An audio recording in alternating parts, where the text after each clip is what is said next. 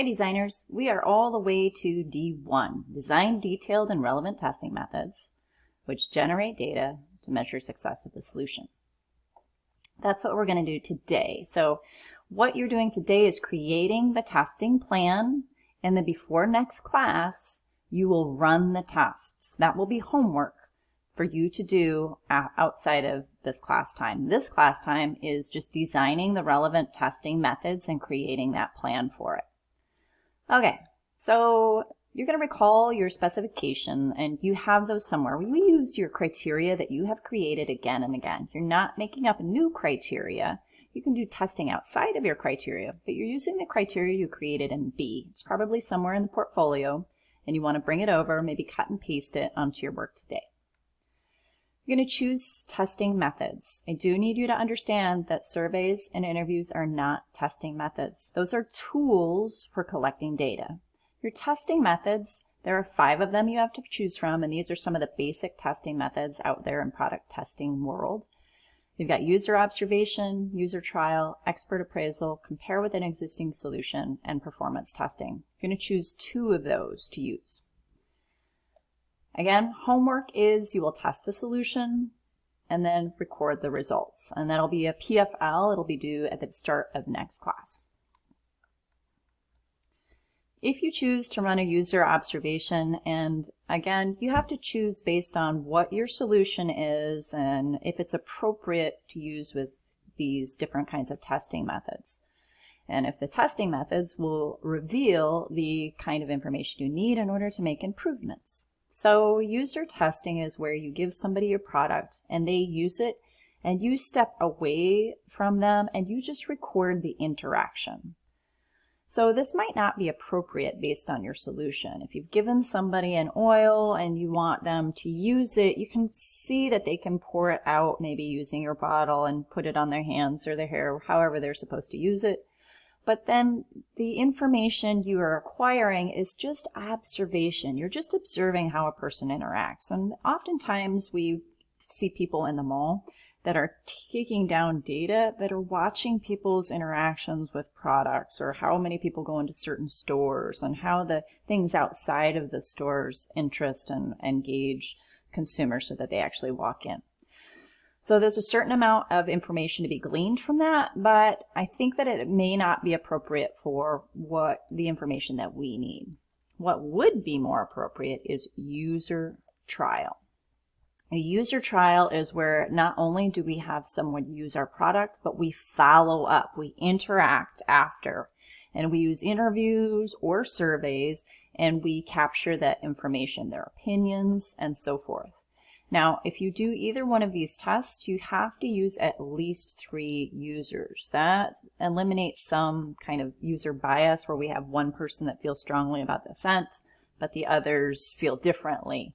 So that kind of makes sure that we have a broad enough sample that we understand what more than one person thinks about our product. The expert interview you can only use if you actually know an expert. And I will only require 1 expert. If you have more, great.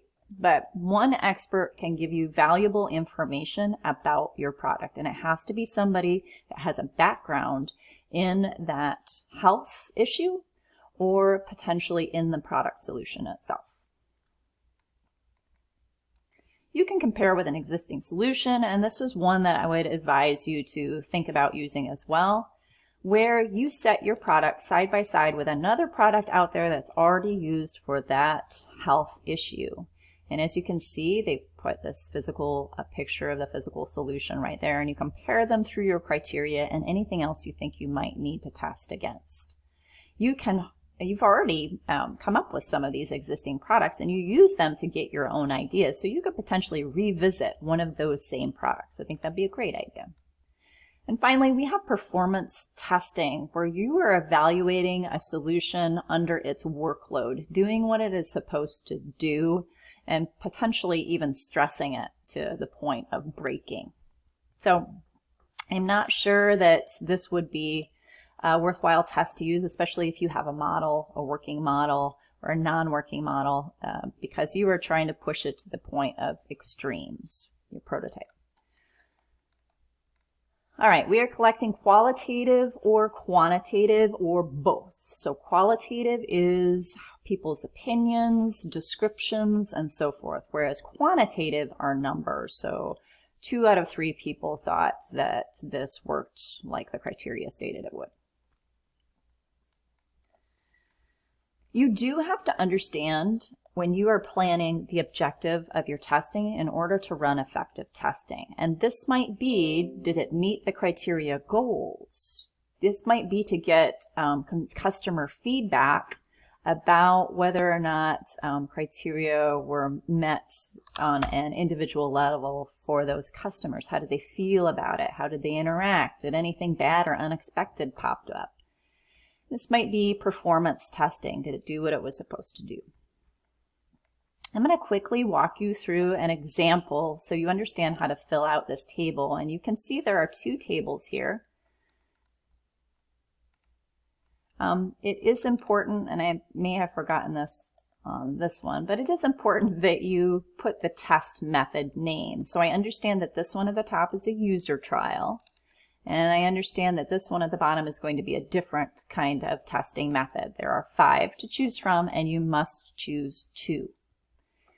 The first, I'm going to, again, cut and paste my criteria. And what I really need here are just the criteria. I don't need the research, and I don't need the why it's important to meet the success of my goal outcome. However, it is important as we fill out this table to kind of remember, why should it be blue? And as you can see, the first criteria that I had for my product was that it must be blue. This is a specification. I have just the criteria. There might be other things that I find out later that I should test for that weren't original criteria. Yes, you definitely should put that into your testing. You can continue to think of things that are important to test as you move along through your product testing. So my first criteria must be blue. Describe how I will test against the criteria and get feedback. So after the trial, remember this is a user trial, I'm going to interview users.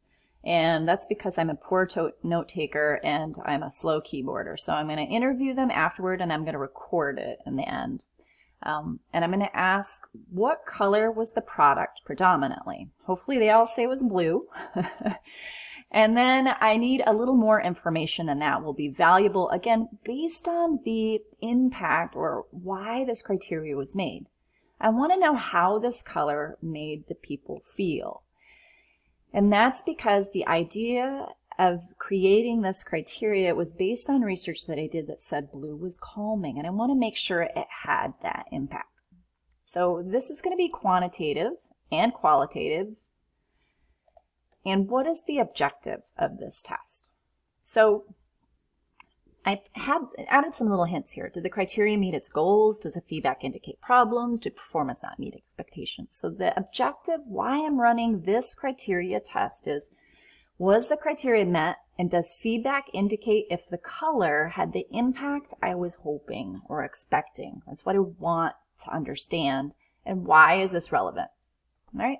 These are similar, but I would like you to indicate in a little different manner how this might impact moving forward. And I wrote, it's important to understand if the color evoked is intended, has the evoked the intended emotion, or, and this is where it's relevant, do I need to change something considering this criteria?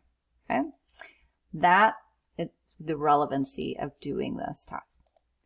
So I'm going to capture the evidence. Again, we have not run the test yet, but you're setting up your plan. So how am I going to gather the evidence on this? And this might be the same. You might cut and paste this as the same for this whole table. I'm going to do that interview. I'm going to record it on my phone and to make sure that I don't miss anything. You can go on and say, and then transcribe or whatever. Over here on the right, this is homework, and I've put this in your formative. The thing you do need to get done today is your plan, and homework is before the next class period. You run these tests and you collect the data, because when you come in next class period, we are going to be using that data that you have gathered from your tests in order to move forward and create infographics, and however we're going to present the results from our testing. So you will find these tables in your formative section under your name. It won't have all of the information that I have here in the content library, so you may want to look at this content library first. But it will have this video along with the list of testing methods you can choose from and the tables. So remember, all you're doing today is creating your plan. That little column on the right-hand side, that will be homework and what you need to collect as a PFL for your next class. Let me know if you have any questions, and happy planning!